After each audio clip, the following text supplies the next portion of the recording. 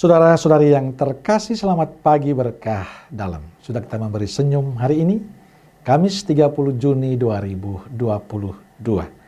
Kita awali permenungan kita dengan tanda kemenangan Kristus. Dalam nama Bapa dan Putra dan Roh Kudus. Amin. Permenungan kita diambil dari Injil Matius bab 9 ayat 1 sampai 8. Sesudah itu naiklah Yesus ke dalam perahu, lalu menyeberang. Kemudian sampailah ia ke kotanya sendiri. Maka dibawa oranglah kepadanya seorang lumpuh yang terbaring di tempat tidurnya. Ketika Yesus melihat iman mereka, berkatalah ia kepada orang lumpuh itu, "Percayalah, hai anakku, dosamu sudah diampuni." Saya percaya, Tuhan. Maka berkatalah beberapa orang ahli Taurat dalam hatinya, "Ia menghujat Allah." Tetapi Yesus mengetahui pikiran mereka, lalu berkata, "Mengapa kamu memikirkan hal-hal yang jahat di dalam hatimu?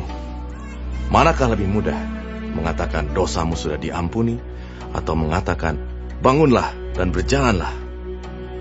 Tetapi supaya kamu tahu bahwa di dunia ini, Anak Manusia berkuasa mengampuni dosa." Lalu berkatalah ia kepada orang lumpuh itu, "Bangunlah, angkatlah tempat tidurmu, dan pulanglah ke rumahmu."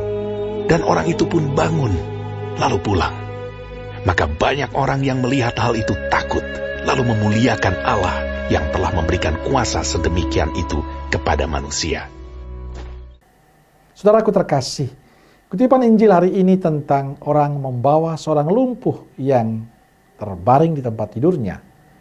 Ketika Yesus melihat iman mereka, berkatalah ia kepada si lumpuh, "Percayalah, anakku, dosamu sudah diampuni." Pengampunan dan kesembuhan yang diberikan Yesus pada yang lumpuh merupakan wujud kepedulian, wujud cinta Yesus pada yang menderita. Tapi sayang, nilai kebaikan ini dinilai sesuatu yang salah oleh orang-orang Farisi, sesuatu yang tidak benar. Menurut mereka Yesus menghujat Allah. Saudaraku terkasih, ada dua sikap hidup yang ditunjukkan oleh penginjil untuk kita hari ini. Pertama, pribadi Yesus yang peduli. Melihat orang sakit dan menderita. Melihat orang yang mengalami kesulitan, Yesus membantu membebaskannya. Yesus tidak melihat bagaimana prosesnya, bagaimana aturannya. Tapi yang diperhatikan Yesus adalah keselamatan orang itu. Kebahagiaan yang menderita. Maka berhadapan dengan orang yang sakit dan menderita, orang yang mengalami kesulitan, yang membutuhkan perhatiannya, Yesus selalu tergerak hati untuk membantu. Yesus ingin mereka bahagia dalam hidupnya. Yesus ingin mereka memiliki harapan untuk masa depan yang lebih baik.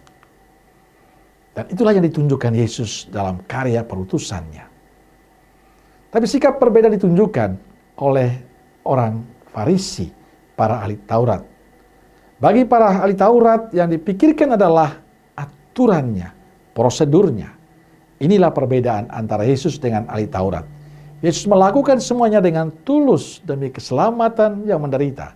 Sedangkan ahli Taurat berbeda, mereka justru membuat sesuatu menjadi berbelit-belit. Mereka ingin sesuatu yang lain. Saudaraku terkasih, apa yang bisa kita petik dari kisah Injil hari ini? Bagi saya kita perlu belajar dari Yesus yang memiliki hati, yang memiliki kemauan baik, peduli dan penuh perhatian pada sesama. Kita perlu memiliki sikap empati pada orang lain. Banyak di antara kita mengalami penderitaan, mengalami kesulitan dalam hidup. Mereka membutuhkan perhatian dan cinta kita. Mungkin orang-orang itu adalah keluarga kita, sesama kita, karena kesibukan-kesibukan kita, lalu kita mengabaikan apa yang diharapkan oleh mereka.